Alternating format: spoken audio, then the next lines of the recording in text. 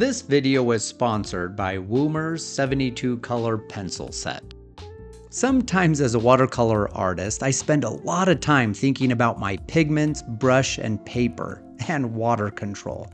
Sometimes I need to step back and I look at other mediums to help me refresh my creativity.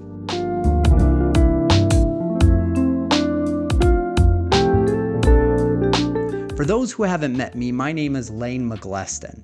I recently retired just 1 year ago from corporate America to live my dream as a full-time artist.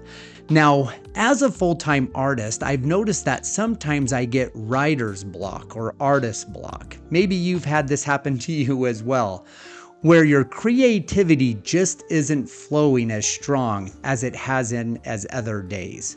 Now, when that happens to me, I like to step back from my normal watercolor paintings and look at different mediums. But today, I want to focus on color pencils. That's why today I want to look at Woomer's 72 color pencil set, and I want to share with you some of the things that I've learned and enjoyed about this set.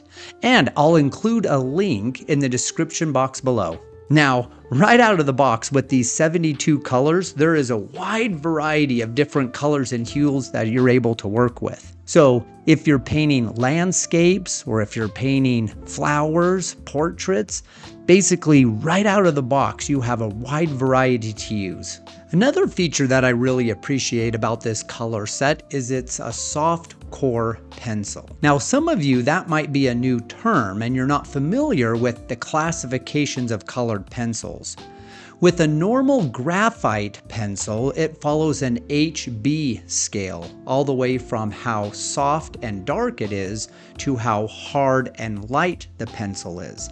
A color pencil really has three classifications. There's hard, medium, and soft.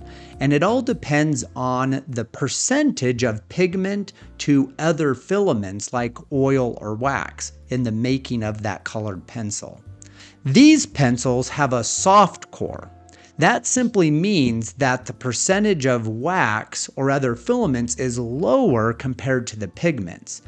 So this makes them smooth to go onto paper and a great way with blending your colors together. The one downside that I've noticed on a soft core pencil is you have to sharpen it more often to keep a fine point if you're looking for details. So if you find yourself kind of in that artist block or foggy mind, what I recommend is taking a step back, trying a different medium.